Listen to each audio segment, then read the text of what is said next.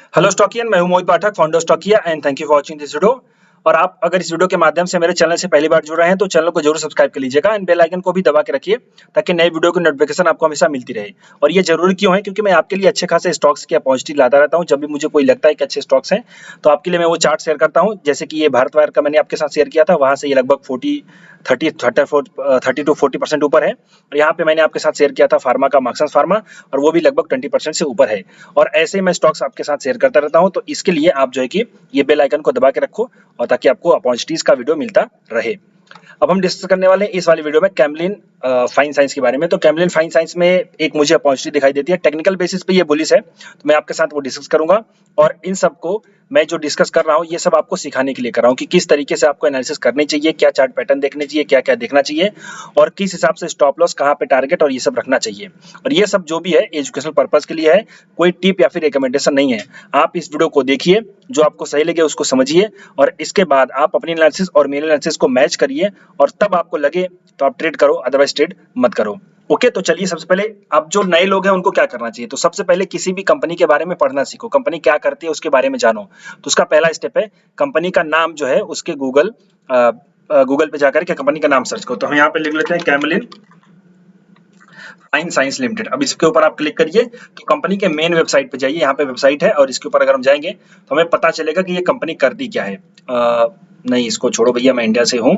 अब यहाँ पे देखिए तो आप इनके वीडियोस पे, मतलब आप इनके जो है कि वेबसाइट पे जाओगे तो आपको पता चलेगा कि कंपनी का कामकाज क्या है। आप यहाँ पे जो है कि CFS के बारे में पढ़ सकते हैं, कैमलिन फाइन साइंस। तो ये जो इनका कामकाज है आप इसको पढ़ो अच्छे से, ताकि आपको समझ में आ सके कंपनी करती क्या है। ओके, और अगर ये ना समझ, एटलीस्ट आप इनके वेबसाइट पे जाओ ताकि आपको समझ में आए। और अगर यहाँ से भी कंफ्यूजन हो तो एक दूसरा प्लेटफॉर्म है screener.in। screener.in पे आप जाओगे और वहां पे लिखोगे कैमलिन फाइन साइंस, तो आपका जो है कि वहां पे काफी डिटेल आ जाएगी, आप उसको भी वहां पे देख सकते हो। अब सिंपली यहाँ पे देखिए engaged in business of speciality chemicals, तो ये डायरेक्ट शॉर्ट फॉर्म में लिखा है कि भाई ये स्पेशलिटी केमिकल बनाते हैं। ओके, और इसमें आप रीड मोर में जाओगे तो यहाँ पे आपको काफी चीजें इन डिटेल में मिलेगी, तो आप उसको देख करके अंडरस्टैंड कर सकते हो। और ये बहुत जरूरी है अगर आप नए हो, पहली बार जो है कि आप इसको जो है कि मतलब पहली बार आप देख रहे हो तब। ओके, अब हम चलते हैं कि इसके थोड़े से फंडामेंटल्स को भी देख लेते हैं ताकि आपको आइडिया मिल सके। तो फंडामेंटल में यहाँ पे ओवरव्यू दिया हुआ है, ये लगभग 2751 करोड़ की कंपनी है, तो इसको हम स्मॉल कैप मान सकते हैं।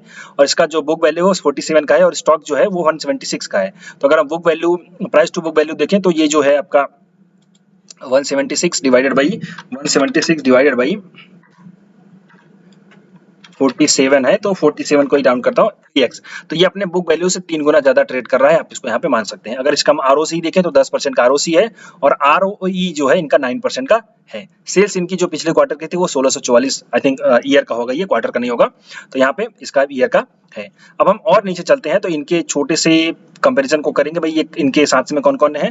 तो ये जो कंपनीज है इन्हीं के पीयर कंपैरिजन में आती हैं, मतलब कि ऐसा ही बिजनेस इन कंपनीज का भी है, तो आपको आइडिया लगे। जैसे पीडीलाइट को जानते हो, SRF को जानते हो, गुजरात फ्लोरोकेम को जानते हो, तो आपको लगेगा हाँ ये उसी सेक्टर की कंपनी है। तो ये एक जनरल ओवरव्यू होता है जो लोग एकदम से नए हैं उनके लिए। बाकी के लोगों के लिए तो मैं समझता हूँ वो सब समझ जाएंगे, लेकिन जो एकदम से नए हैं उनके लिए ये है। फिर उसके बाद आपको क्या देखना चाहिए, आपको देखना चाहिए profit and loss. Profit and loss मतलब हर साल का रिजल्ट। तो हर साल का रिजल्ट उनका कैसा है, तो आप सबसे पहले आप सेल्स देखो, 172 करोड़ का सेल्स था, और ये बढ़ते बढ़ते जो है कि आपका सेल्स जो है कि इस मार्च में 2022 में था, अभी ये साल का रिजल्ट नहीं आया है, तो मार्च 2022 में था 1400 करोड़ का। ओके, और इनका जो प्रॉफिट था, ऑपरेटिंग प्रॉफिट, ये एबिडा इसको बोलते हैं, ये 158 करोड़ का था। तो ये एक अच्छी बात मानी जाती है, एबिडा बढ़ा है, सेल्स बढ़ी है, तो ये एक अच्छा बात है। अब इसके बाद हम देखते हैं इंटरेस्ट। तो इंटरेस्ट में देखिए इनका क्या है ना, इंटरेस्ट बढ़ता जा रहा है, तो ये एक तरीके से नेगेटिव बात है, मतलब कि ये अपना कर्जा बढ़ा रहे हैं। कर्जा बढ़ाना एक गलत तरीका होता है किसी भी कंपनी के लिए, उसको नुकसान में लाने का। और अगर हम देखें यहाँ पे तो नेट प्रॉफिट जो इनका 7 करोड़ से लेकर के 60 करोड़ हो चुका है, मतलब 10x अगर हम देखें इजीली तो यहाँ पे हो चुका है। अब यहाँ पे नेगेटिव चीज क्या है, तो पॉजिटिव चीज है इनका सेल्स बढ़ रहा है, एबिटा बढ़ रहा है, लेकिन जो नेगेटिव चीज है वो है इनका इंटरेस्ट बढ़ रहा है। तो इसका मतलब ये अपना कर्जा बढ़ा रहे हैं। लेकिन अगर हम इसको दूसरे तरीके से देखें तो 60 करोड़ का ये लोग फिर भी प्रॉफिट कमा रहे हैं, तो ये एक अच्छी बात मानी जाती है। और मैं ये स्टॉक जो आपके सामने लाया हूं वो टेक्निकल बेसिस पे लाया हूं, तो फंडामेंटल उतना ज्यादा वैल्यू करता है, बट वो लॉन्ग टर्म में, शॉर्ट टर्म में तो टेक्निकल बेसिस काम करते हो, तो आप टेक्निकल पे काम करोगे। ओके, और अगर नीचे चले तो हम एक बार इसका चेक कर लेते हैं रिजर्व एंड सरप्लस। तो इनके पास जो रिजर्व है वो 735 करोड़ का है, और जो इनके पास बोरोविंग्स है वो 758 करोड़ की है। तो मतलब कि इनके पास जितना पैसा है उससे ज्यादा इनके पास कर्जा है, तो ये एक तरीके से नुकसान वाली बात है। तो नेगेटिव ही है मैंने कहा, बट हम इसको जो है कि ट्रेड कर रहे हैं टेक्निकल बेसिस पे। ट्रेड करना है, निकल जाना है, इसके साथ जो है कि शादी वादी नहीं करनी है, आप इसको याद रखो। और अगर हम नीचे जाए FIS की बात करें तो FI जो है यहाँ पे लगभग 11% थे, और इसके बाद जो FIS की होल्डिंग थी उसके बाद 1094 हुई, 1080। तो यहाँ पे जो FIS है वो एग्जिट हो रहे हैं, ये आप मान के चलो। तो नेगेटिव चीज जो है वो इंटरेस्ट है, यानी इनका जो कर्जा है, और यहाँ पे FIS भी एग्जिट कर रहे हैं, तो ये नेगेटिव चीज है। पॉजिटिव जो है इनका पैट है और इनका एबिडा और सेल्स है। अब हम चलते हैं टेक्निकल पे डिस्कस कर लेते हैं, बट टेक्निकल में हमें क्या अच्छा लग रहा है। तो टेक्निकल बेसिस पे अगर हम चलेंगे तो इसको सबसे पहले मैं मंथली चार्ट पे ओपन करता हूँ ताकि आपको पता चल सके मंथली चार्ट कैसा। तो मंथली चार्ट अगर हम देखें तो यहाँ पे ये मंथली चार्ट अभी भी थोड़ा सा, इसको हम कह सकते हैं यहाँ से देखेंगे तो साइडवेज है, ओवरऑल अगर हम देखेंगे तो बुलिश है। ओके, तो मंथली चार्ट जो इनका हम बुलिश टू साइडवेज इसको मान सकते हैं, और अगर बुलिश टू साइडवेज है तो फिर हम वहाँ पे एक अपॉर्चुनिटी अगर हमें मिलेगी तो हम उसको ट्रेड कर सकते हैं। वीकली चार्ट को देखें तो यहाँ पे अगर हम देखें तो ये एक अच्छा खासा रेजिस्टेंस एरिया था, यहाँ पे था, फिर उसके बाद यहाँ पे था, उसके बाद यहाँ पे था। अब जो लोग नए हैं उनको नहीं समझ में आता सर जी ये रेजिस्टेंस कैसे बनता है, तो देखो जब भी प्राइस का पिछला सपोर्ट होता है, जैसे यहाँ पे देखो एक बार सपोर्ट लिया फिर ऊपर गई और फिर नीचे आई तो ये सपोर्ट टूट गया, तो जब सपोर्ट टूट जाता है तो वही एरिया रेजिस्टेंस का काम करता है। तो यहाँ पे देखो एक बार काम किया, यहाँ पे दूसरी बार काम किया और तीसरी बार काम किया, यहाँ पे अब जो है कि लग रहा है ये क्रॉस हो जाएगा। ओके, तो ये एक पॉसिबिलिटी है, क्रॉस होगा तो ठीक, नहीं होगा तो दिक्कत होगी, तो ये एक पॉइंट है। ओके, अब हम इसके बाद चलते हैं डेली पे। तो डेली पे अगर हम चलेंगे सो डेली में क्या है यहाँ पे, तो डेली में भी देखिए यहाँ पे लगभग डेली में ब्रेकआउट हो चुका है लगभग, और इसके बाद थोड़ा सा पुल बैक लेकर के फिर से ऊपर जा रहा है। तो हमें इसमें ट्रेड कैसे करना है, तो देखो मैं आपके साथ हमेशा वो चार्ट शेयर करता हूँ जो भाग नहीं चुका है, मतलब अभी भागने वाला है या फिर आपको अपॉर्चुनिटी मिले तो आप आराम से उसको ट्रेड कर सकते हो। मैं कोई भी छूटी हुई गाड़ी का चार्ट आपके साथ नहीं रखता ले आकर के।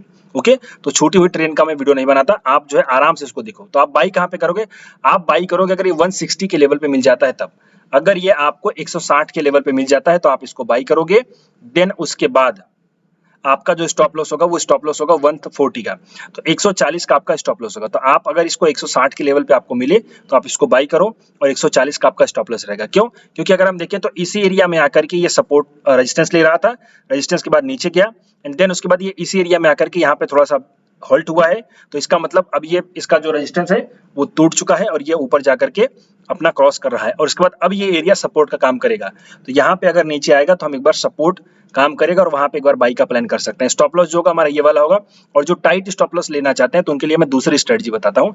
आप यहाँ पे 50% क्वांटिटी बाई करना, उसके बाद अगली क्वांटिटी आप बाई करना इस एरिया में जो कि है 145। ओके, तो 145 पे और 160 150 नहीं 160 से लेकर के 160 में आप थोड़ा बाई करोगे और 145 पे थोड़ा सा और बाई करोगे, मतलब 50% क्वांटिटी, तब आपकी क्वांटिटी पूरी फुल हो जाएगी और आपका तब स्टॉप लॉस होगा 125 का।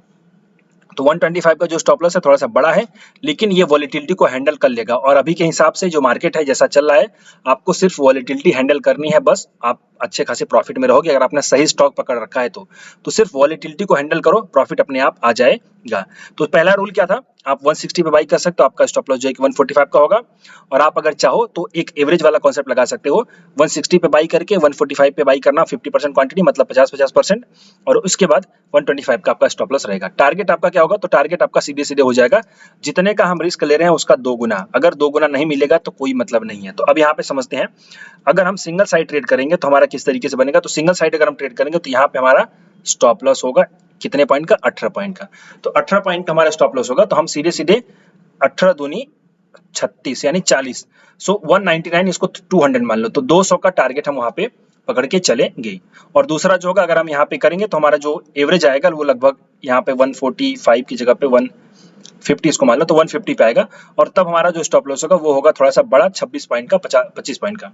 तो अब हम क्या करेंगे, 25 पॉइंट का दूना यानी 50 पॉइंट, तब हम 210 का टारगेट लेके चलेंगे। तो 210 215 का हमारा टारगेट होगा, और अगर ये उसके ऊपर निकलेगा तो वो ब्लू स्काई टेरिटरी में चला जाएगा, तो ऐसा हो सकता है कि वो और ज्यादा टारगेट दे। उसके बाद एक फाइनल टारगेट बनेगा 230 का जो कि ऑल टाइम हाई है, तो आप यहाँ पे ट्रेड कर सकते हो इस तरीके से। ओके, और अब इसमें एनालिसिस को देखते हैं। तो एनालिसिस में क्या है, तो सिंपली आप देखो यहाँ पे चार्ट आपका मंथली पे बुलिश था, मतलब बुलिश टू साइडवेज था, वीकली पे बुलिश था, और उसके बाद अगर हम देखें तो यहाँ पे एक स्टॉक जो है ट्रेंड लाइन को भी ब्रेक कर रहा है। ओके, तो जब भी कोई स्टॉक ट्रेंड लाइन को ब्रेक करता है और उस केस में एक हायर हाई बन रहा है, देखो यहाँ पे हायर हाई बन रहा है ना, ये थोड़ा सा यहाँ पे लो हो गया नीचे और फिर इसके बाद ये ऊपर जा रहा है, तो जब भी हायर हाई बनाते हुए स्टॉक ऊपर जाए और उसमें वॉल्यूम का सपोर्ट हो, आप इसमें वॉल्यूम को देखो, मैं यहाँ पे वॉल्यूम दिखाता हूँ आपको। वॉल्यूम देखो, वॉल्यूम कैसी बड़ी बड़ी बन रहे हैं, तो वॉल्यूम का जब सपोर्ट हो इसका मतलब वहां पे एक्यूमुलेशन किया जा रहा है, तो अब आप वहां पे ट्रेड कर सकते हो, ये एक अच्छी पॉसिबिलिटी बनती है। ओके, और अगर इसमें स्टॉप लॉस हो जाए तो एग्जिट हो जाओ, क्योंकि स्टॉप लॉस लेना स्टॉक मार्केट का सबसे अच्छा रूल होता है, और टारगेट पे भी एग्जिट हो जाओ, और आप चाहो तो टारगेट को ट्रिल कर सकते हो, बट मेरा ऐसा मानना है कि आप टारगेट को बुक कर लेना। क्यों? क्योंकि जो कंपनी का फंडामेंटल है वो थोड़ा सा वीक है, जैसा कि मैंने आपको बताया कि इसका जो डेट है वो थोड़ा सा ज्यादा है, रिजर्व इसके पास कम है, तो वो एक्चुअली इसको दिक्कत क्रिएट कर सकता है। तो यहाँ पे जो स्पाइक आएगा, मोमेंटम आएगा, उसको आप ट्रेड करके इनकैश करो और उसके बाद इसको टाटा बाय बाय बोल दो। ये बेस्ट तरीका होता है ऐसी कंपनियों में ट्रेड करने का। और अगर ये वीडियो अच्छा लगा हो तो आप इसको लाइक करिए, अपने दोस्तों के साथ शेयर करिए, और चैनल को जरूर सब्सक्राइब करिए, बेल आइकन को भी दबा के रखिए। और ऐसे ही स्ट्रेटजीज आप अगर मुझसे सीखना चाहते हो, ऐसे ही सेटअप आप मुझसे सीखना चाहते हो, तो हर महीने मेरी नई बैचेस चालू रहती हैं। अगली बैच जो होगी वो 20 मई को चालू होगी, तो आप ये वीडियो देख करके आपको जो भी समझना है, वो पूरे क्लास के बारे में पूरी डिटेल दे रखी है, ये वीडियो देखिए। और उसके बाद अगर कोई कंफ्यूजन हो तो आप जो है कि सिंपली इस नंबर पे कांटेक्ट करके आंसर ले सकते हो। ओके, तो अगली बैच 20 मई से चालू होगी, वहां पे अगर आप ज्वाइन करते हो तो मुलाकात होगी। अभी के लिए इतना ही। Thank you and wishing you all the best.